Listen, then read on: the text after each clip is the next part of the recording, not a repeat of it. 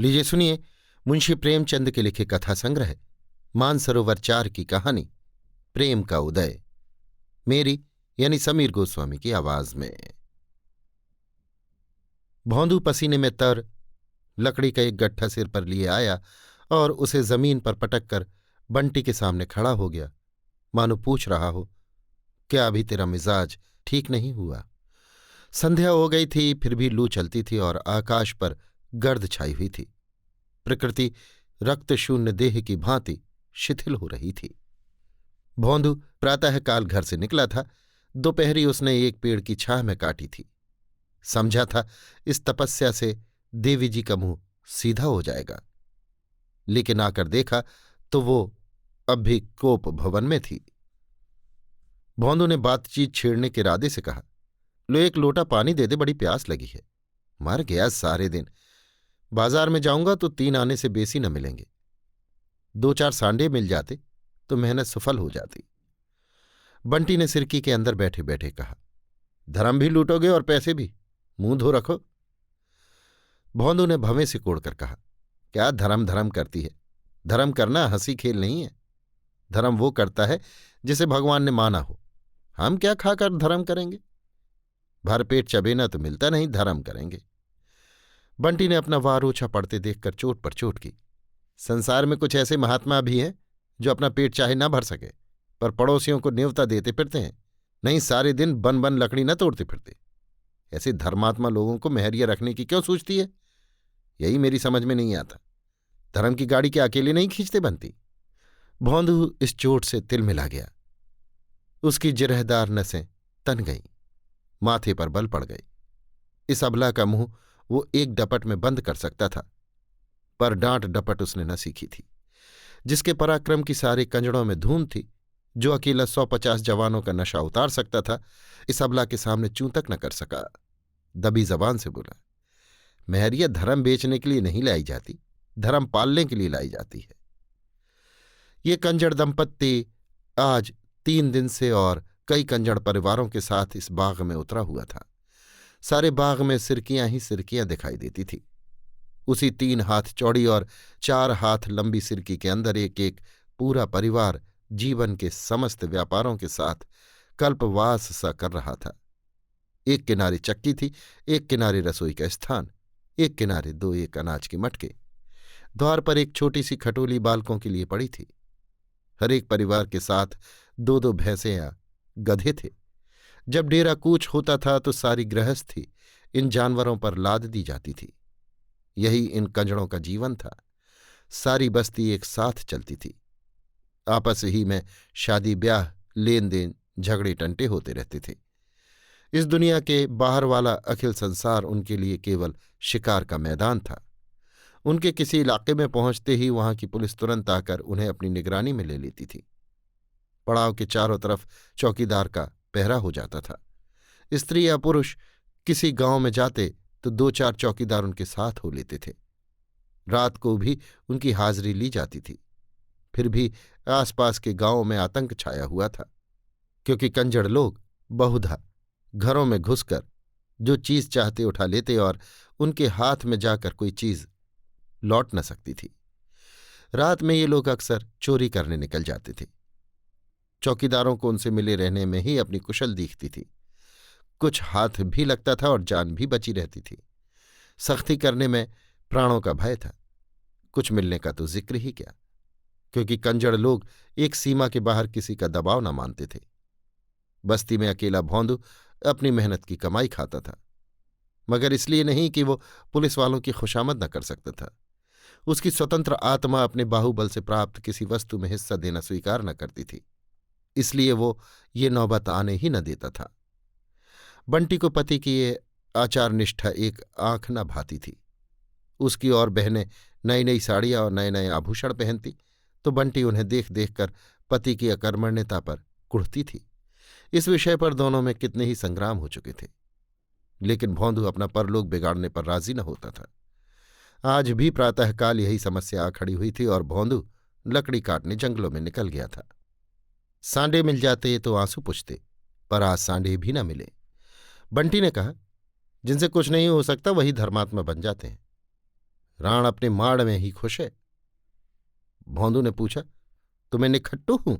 बंटी ने इस प्रश्न का सीधा साधा उत्तर न देकर कहा, मैं क्या जानूं तुम क्या हो।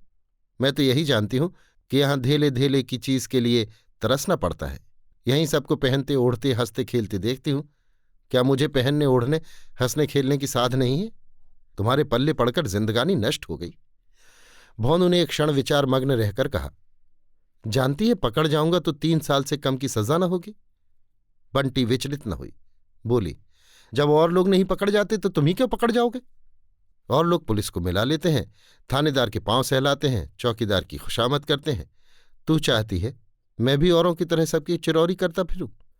बंटी ने अपनी हठ न छोड़ी। मैं तुम्हारे साथ सती होने नहीं आई। फिर तुम्हारे छुरे गणासे को कोई कहाँ तक डरे? जानवर को भी जब घास भूसा नहीं मिलता तो पगहा तोड़ाकर किसी के खेत में बैठ जाता है। मैं तो आदमी हूं। भौंदू ने इसका कुछ जवाब न दिया। उसकी स्त्री कोई दूसरा घर कर ले, ये कल्पना उसके लिए अपमान से भरी थी। आज बंटी ने पहली बार ये धमकी दी। अब तक भौंदू इस तरफ से निश्चिंत था। अब ये नई संभावना उसके सम्मुख उपस्थित हुई। उस दुर्दिन को वो अपना काबू चलते अपने पास न आने देगा। आज भौंदू की दृष्टि में वो इज्जत नहीं रही, वो भरोसा नहीं रहा।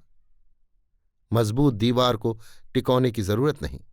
जब दीवार हिलने लगती है तब हमें उसको संभालने की चिंता होती है। आज भौंदू को अपनी दीवार हिलती हुई मालूम होती थी। आज तक बंटी अपनी थी।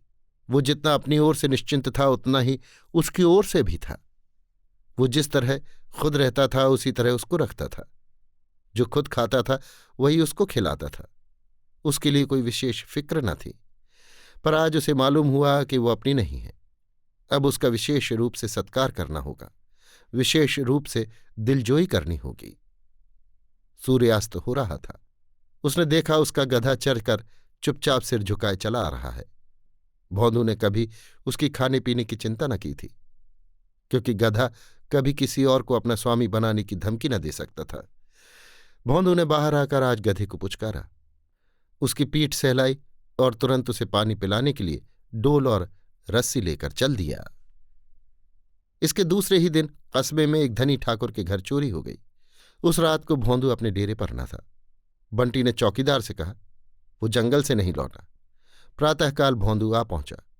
उसकी कमर में रुपयों की एक थैली थी, कुछ सोने के गहने भी थे। बंटी ने तुरंत गहनों को ले जाकर एक वृक्ष की जड़ में गाड़ दिया। रुपयों की क्या पहचान हो सकती थी? भौंदू ने पूछा, अगर कोई पूछे इतने सारे रुपए कहाँ मिले तो क्या कहोगी? बंटी ने आंखें नचाकर कहा, कह दूंगी, क्यों बताऊं? दुनिया कमाती है तो किसी को हिसाब देने जाती है। हम ही क्यों अपना हिसाब दे? भौंदू ने संदिग्ध भाव से गर्दन हिलाकर कहा, ये कहने से गला न छूटेगा बंटी। तू कह देना मैं 3-4 मास से 2-2 4-4 रुपए महीने जमा करती आई हूं। हमारा खर्च ही कौन बड़ा लंबा है। दोनों ने मिलकर बहुत से जवाब सोच निकाले। जड़ी बूटियां बेचते हैं, एक एक जड़ी के लिए मुट्ठी मुट्ठी भर रुपए मिल जाते हैं। खस, सांडे, जानवरों की खालें, नख और चर्बी सभी बेचते हैं। इस ओर से निश्चिंत होकर दोनों बाजार चले। बंटी ने अपने लिए तरह तरह के कपड़े, चूड़ियां, टिकुलियां, बूंदे, सिंदूर, पान, तमाकू, तेल और मिठाई ली। फिर दोनों जने शराब की दुकान गए, खूब शराब पी। फिर 2 बोतल शराब रात के लिए लेकर दोनों घूमते घामते गाते बजाते घड़ी रात गए डेरे पर लौटे। बंटी के पांव आज जमीन पर न पड़ते थे। आते ही बंठन कर पड़ोसियों को अपनी छवि दिखाने लगी। जब वो लौटकर अपने घर आई और भोजन पकाने लगी तो पड़ोसियों ने टिप्पणियां करना शुरू की। कहीं गहरा हाथ मारा है, बड़ा धर्मात्मा बना फिरता था, बगला भगत है। बंटी तो आज जैसे हवा में उड़ रही है। आज भौंदुआ की कितनी खातिर हो रही है, नहीं कभी एक लुटिया पानी देने भी न उठती थी। रात को भौंदू को देवी की याद आई। आज तक कभी उसने देवी की बेदी पर बकरे का बलिदान न किया था। पुलिस को मिलाने में ज्यादा खर्च था, कुछ आत्मसम्मान भी खोना पड़ता। देवी जी केवल एक बकरे में राजी हो जाती हैं। हाँ, उससे एक गलती जरूर हुई थी। उसकी बिरादरी के और लोग साधारणतः कार्य सिद्धि के पहले ही बलिदान दिया करते थे। भौंदू ने ये खतरा न लिया। जब तक माल हाथ न आ जाए उसके भरोसे पर देवी देवताओं को खिलाना उसकी व्यावसायिक बुद्धि को न जचा। औरों से अपने कृत्य को गुप्त रखना भी चाहता था, इसलिए किसी को सूचना भी न दी, यहां तक कि बंटी से भी न कहा। बंटी तो भोजन बना रही थी। वो बकरे की तलाश में घर से निकल पड़ा। बंटी ने पूछा, अब भोजन करने के जून कहाँ चले? अभी आता हूं। मत जाओ, मुझे डर लगता है। भौंदू स्नेह के नवीन प्रकाश से खिलकर बोला, मुझे देर न लगेगी, तू ये गणासा अपने पास रख ले। उसने गणासा निकालकर बंटी के पास दिया और निकला। बकरे की समस्या बेढब थी। रात को बकरा कहाँ से लाता? इस समस्या को भी उसने नए ढंग से हल किया। पास की बस्ती में एक गड़ेरिये के पास कई बकरे पले थे। उसने सोचा वहीं से एक बकरा उठा लाऊं। देवी जी को अपने बलिदान से मतलब है, या इससे कि बकरा कैसे आया और कहाँ से आया। मगर बस्ती के समीप पहुंचा ही था कि पुलिस के 4 चौकीदारों ने उसे गिरफ्तार कर लिया और मुश्के बांधकर थाने ले चले। बंटी भोजन पकाकर अपना बनाव सिंगार करने लगी। आज उसे अपना जीवन सफल जान पड़ता था। आनंद से खिली जाती थी। आज जीवन में पहली बार उसके सिर में सुगंधित तेल पड़ा। आईना उसके पास एक पुराना अंधा सा पड़ा हुआ था। आज वो नया आईना लाई थी। उसके सामने बैठकर उसने अपने केश संवारे, मुंह पर उबटन मला। साबुन लाना भूल गई थी। साहब लोग साबुन लगाने ही से तो इतने गोरे हो जाते हैं। साबुन होता तो उसका रंग कुछ तो निखर जाता। कल वो अवश्य साबुन की कई बट्टियां लाएगी और रोज लगाएगी। केश गूंथ कर उसने माथे पर अलसी का लुआब लगाया, जिसमें बाल न बिखरने पाए। फिर पान लगाए। चूना ज्यादा हो गया था। गलफड़ों में छाले पड़ गए, लेकिन उसने समझा शायद पान खाने का यही मजा है। आखिर कड़वी मिर्च भी तो लोग मजे से खाते हैं। गुलाबी साड़ी पहन और फूलों का गजरा गले में डालकर उसने आईने में अपनी सूरत देखी तो उसके आबनूसी रंग पर लाली दौड़ गई। आप ही आप लज्जा से उसकी आंखें झुक गई। दरिद्रता की आग से नारित्व भी भस्म हो जाता है। नारित्व की लज्जा का क्या जिक्र। मैले कुचैले कपड़े पहनकर लजाना ऐसा ही है जैसे कोई चबेने में सुगंध लगाकर खाए। इस तरह सचकर बंटी भौंदू की राह देखने लगी। अब तक भी वो न आया तो उसका जी झुंझलाने लगा। रोज तो सांझ ही से द्वार पर पड़ रहते थे, आज न जाने कहाँ जाकर बैठ रहे। शिकारी अपनी बंदूक भर लेने के बाद इसके सिवा और क्या चाहता है कि शिकार सामने आए। बंटी के सूखे हृदय में आज पानी पड़ते ही उसका नारित्व अंकुरित हो गया। झुंझलाहट के साथ उसे चिंता भी होने लगी। उसने बाहर निकलकर कई बार पुकारा। उसके कंठ स्वर में इतना अनुराग कभी न था। उसे कई बार भान हुआ कि भौंदू आ रहा है। वो हर बार सिरकी के अंदर दौड़ आई और आईने में सूरत देखी कि कुछ बिगड़ न गया हो। ऐसी धड़कन, ऐसी उलझन उसकी अनुभूति से बाहर थी। बंटी सारी रात भौंदू के इंतजार में उद्विग्न रही। ज्यों-ज्यों रात बीतती थी उसकी शंका तीव्र होती जाती थी। आज ही उसके वास्तविक जीवन का आरंभ हुआ था और आज ही ये हाल। प्रातःकाल वो उठी तो अभी कुछ अंधेरा ही था। इस रत जगे से उसका चित्त खिन्न और सारी देह अलसाई हुई थी। रह रहकर भीतर से एक लहर भी उठती थी। आंखें भर भर आती थी। सहसा किसी ने कहा, अरे बंटी, भौंदू रात पकड़ा गया। बंटी थाने पहुंची तो पसीने में तर थी और दम फूल रहा था। उसे भौंदू पर दया न थी, क्रोध आ रहा था।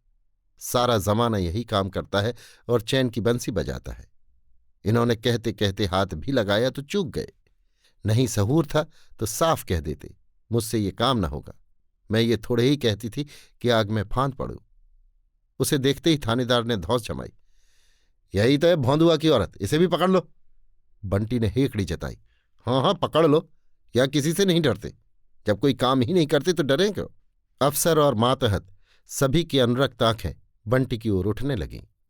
भौंदू की तरफ से लोगों के दिल कुछ नर्म हो गए। उसे धूप से छाह में बैठा दिया गया। उसके दोनों हाथ पीछे बंधे हुए थे और धूल धूसरित काली देह पर भी जूतों और कोड़ों के रक्तमय मार साफ नजर आ रहे थे। उसने एक बार बंटी की ओर देखा, मानो कह रहा था, देखना कहीं लोगों के धोखे में ना आ जाना। थानेदार ने डांट बताई, जरा इसकी दीदा दिलेरी देखो, जैसे देवी ही तो है। मगर इस फेर में न रहना, यहां तुम लोगों की नस नस पहचानता हूं। इतने कोड़े लगवाऊंगा कि चमड़ी उड़ जाएगी। नहीं, सीधे से कबूल दो, सारा माल लौटा दो, इसी में खैरियत है। भौंदू ने बैठे बैठे कहा, क्या कबूल दे? जो देश को लूटते हैं उनसे तो कोई नहीं बोलता। जो बेचारे अपनी गाढ़ी कमाई की रोटी खाते हैं, उनका गला काटने को पुलिस भी तैयार रहती है। हमारे पास किसी की नज़र भेंट देने के लिए पैसे नहीं हैं। थानेदार ने कठोर स्वर से कहा, हाँ हाँ, जो कुछ कोर कसर रह गई हो वो पूरी कर दे, किरकिरी ना होने पाए। मगर इन बैठकबाजियों से बच नहीं सकते। अगर इकबाल न किया तो 3 साल को जाओगे। मेरा क्या बेकरता है। अरे छोटे सिंह, जरा लाल मिर्च की धूनी तो दो इसे। कोठरी बंद करके पसेरी भर मिर्चें सुलगा दो, अभी माल बरामद हुआ जाता है। भौंदू ने उसी ढिठाई से कहा, दरोगा जी, बोटी बोटी काट डालो, लेकिन कुछ हाथ न लगेगा। तुमने मुझे रात भर पिटवाया है, मेरी एक एक हड्डी चूर चूर हो गई है। कोई दूसरा होता तो अब तक सिधार गया होता। क्या तुम समझते हो आदमी को रुपए पैसे जान से भी प्यारे होते हैं?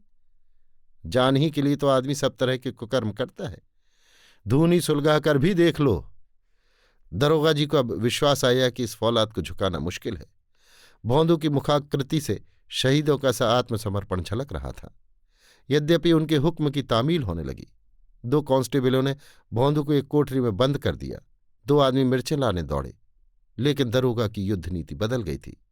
बंटी का हृदय क्षोभ से फटा जाता था।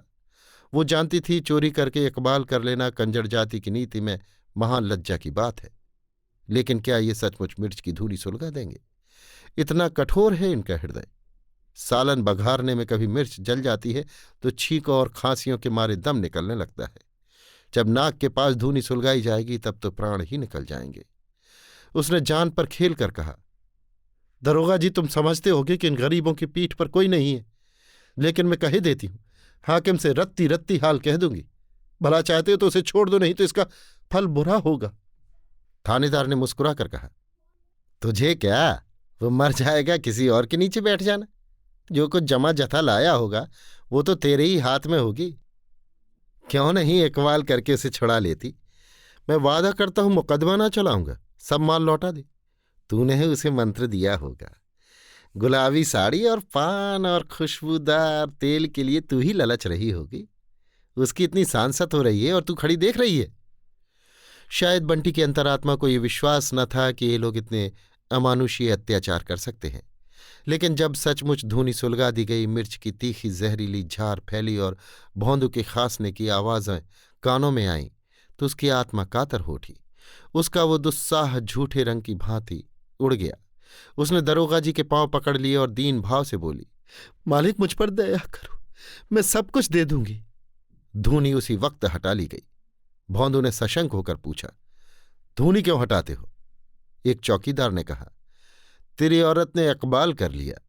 भौंदू की नाक आंख मुंह से पानी जारी था, सिर चक्कर खा रहा था, गले की आवाज बंद सी हो गई थी, पर वो वाक्य सुनते ही वो सचेत हो गया।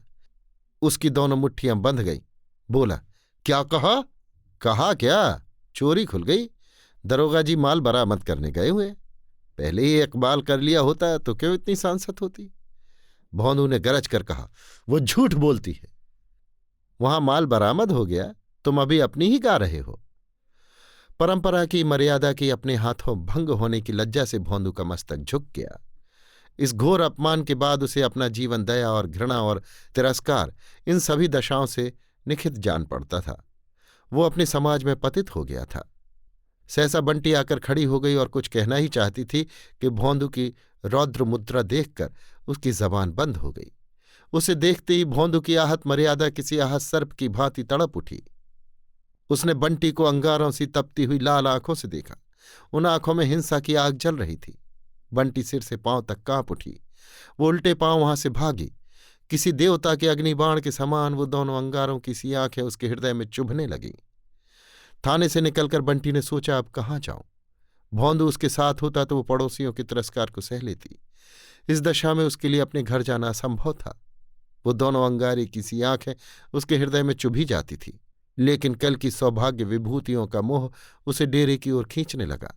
शराब की बोतल अब भी भरी धरी थी, फुलौड़ियां छीके पर हांडी में धरी थी। वो तीव्र लालसा जो मृत्यु को सम्मुख देखकर भी संसार के भोग्य पदार्थों की ओर मन को चलायमान कर देती है, उसे खींचकर डेरे की ओर ले चली। दोपहर हो गया था। वो पड़ाव पर पहुंची तो सन्नाटा छाया हुआ था। अभी कुछ देर पहले जो स्थान जीवन का क्रीड़ा क्षेत्र बना हुआ था, बिल्कुल निर्जन हो गया था। ये बिरादरी वालों के तिरस्कार का सबसे भयंकर रूप था। सभी ने उसे त्याज्य समझ लिया। केवल उसकी सिर की उस निर्जनता में रोती हुई खड़ी थी। बंटी ने उसके अंदर पांव रखे तो उसके मन की कुछ वही दशा हुई जो अकेला घर देखकर किसी चोर की होती है। कौन कौन सी चीज समेटे। उस कुटी में उसने रो रो कर 5 वर्ष काटे थे, पर आज उसे उससे वही ममता हो रही थी जो किसी माता को अपने दुर्गुणी पुत्र को देखकर होती है, जो बरसों के बाद परदेश से लौटा हो। हवा से कुछ चीजें इधर की उधर हो गई थी। उसने तुरंत उसे संभाल कर रखा। फुलौड़ियों की हाड़ी छीके पर कुछ टेढ़ी हो गई थी, शायद उस पर बिल्ली झपटी थी। उसने जल्दी से हाड़ी उतार कर देखी। फुलौड़ियां अछूती थी। पान पर जो गीला कपड़ा लपेटा था वो सूख गया था। उसने तुरंत कपड़ा तर कर दिया। किसी पांव की आहट पाकर उसका कलेजा धक से हो गया। भौंदू आ रहा है। उसकी वो दोनों अंगारी सी आंखें, उसके रोए खड़े हो गए। भौंदू के क्रोध का उसे 2-1 बार अनुभव हो चुका था, लेकिन उसने दिल को मजबूत किया। क्यों मारेगा? कुछ कहेगा, कुछ पूछेगा, कुछ सवाल जवाब करेगा कि यूं ही गणासा चला देगा। उसने उसके साथ कोई बुराई नहीं की, आफत से उसकी जान बचाई। मर्जात जान से प्यारी नहीं होती। भौंदू को होगी, उसे नहीं है। क्या इतनी सी बात के लिए वो उसकी जान ले लेगा? उसने सिरकी के द्वार से झांका। भौंदू न था, केवल उसका गधा चला आ रहा था। बंटी आज उस अभागे से गधे को देखकर ऐसी प्रसन्न हुई मानो अपना भाई नहर से बतासों की पोटली लिए थका मांदा चला आता हो। उसने जाकर उसकी गर्दन सहलाई और उसके थूथन को अपने मुंह से लगा लिया। वो उसे फूटी आंखों न भाता था, पर आज उससे उसे कितनी आत्मीयता हो गई थी। वो दोनों अंगारी सी आंखें उसे घूर रही थीं। वो सिहर उठी। उसने फिर सोचा, क्या किसी तरह न छोड़ेगा? वो रोती हुई उसके पैरों पर गिर पड़ेगी, क्या तब भी न छोड़ेगा? इन आंखों की वो कितनी सराहना किया करता था, इनमें आंसू बहते देखकर भी उसे दया न आएगी। बंटी ने चुक्कड़ में शराब उड़ेल कर पी ली और छीके से फुलौड़ियां उतार कर खाईं। जब उसे मरना ही है तो साध क्यों रह जाए? वो दोनों अंगारी सी आंखें उसके सामने चमक रही थीं। उसने दूसरा चुक्कड़ भरा और पी गई। जहरीला ठर्रा, जिसे दोपहर की गर्मी ने और भी घातक बना दिया था, देखते देखते उसके मस्तिष्क को खौलाने लगा। बोतल आधी हो गई थी। उसने सोचा, भौंदू कहेगा, तूने इतनी दारू क्यों पी? तो वो क्या कहेगी? कह देगी, हाँ पी, क्यों न पिए, इसी के लिए तो ये सब कुछ हुआ। वो एक बूंद भी न छोड़ेगी। जो होना हो। भौंदू उसे मार नहीं सकता, इतना निर्दय नहीं है, इतना कायर नहीं है। उसने फिर चुक्कड़ भरा और पी गई। 5 वर्ष के वैवाहिक जीवन की अतीत स्मृतियां उसकी आंखों के सामने खिंच गईं। सैकड़ों ही बार दोनों में गृह युद्ध हुए थे। आज बंटी को हर बार अपनी ही ज्यादती मालूम हो रही थी। बेचारा जो कुछ कमाता है उसी के हाथों पर रख देता है। अपने लिए कभी 1 पैसे की तंबाकू भी लेता है तो पैसा उसी से मांगता है। भोर से सांझ तक वन वन फिरा ही तो करता है। जो काम उससे नहीं होता वो कैसे करे? एकाएक एक कांस्टेबल ने आकर कहा, अरे बंटी कहाँ है? चल देख, भोंदुआ का हाल बेहाल हो रहा है। अभी तक तो चुपचाप बैठा था, फिर न जाने क्या जी में आया कि एक पत्थर पर अपना सिर पटक दिया। लहू बह रहा है। अगर हम लोग दौड़कर पकड़ न ले तो जान ही दे दी थी। 1 महीना बीत गया था। संध्या का समय था। काली काली घटाएं छाई थीं और मूसलाधार वर्षा हो रही थी। भौंदू की सिरकी अब भी निर्जन स्थान पर खड़ी थी। भौंदू खटोली पर पड़ा हुआ था। उसका चेहरा पीला पड़ गया था और देह जैसे सूख गई थी। वो सशंक आंखों से वर्षा की ओर देखता है, चाहता है उठकर बाहर देखूं, पर उठा नहीं जाता। बंटी सिर पर घास का एक बोझ लिए पानी में लथपथ आती दिखाई दी। वही गुलाबी साड़ी है, पर तार तार, पर उसका चेहरा प्रसन्न है। विषाद और ग्लानि के बदले आंखों में अनुराग टपक रहा है। गति में वो चपलता, अंगों में वो सजीवता है जो चित्त की शांति का चिन्ह है। भौंदू ने क्षीण स्वर में कहा, तू इतना भीग रही है, कहीं बीमार पड़ गई तो कोई एक घूंट पानी देने वाला भी न रहेगा।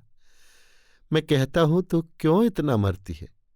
2 गट्ठे तो बेच चुकी, तीसरा गट्ठा लाने का काम क्या था? ये हाड़ी में क्या लाई है?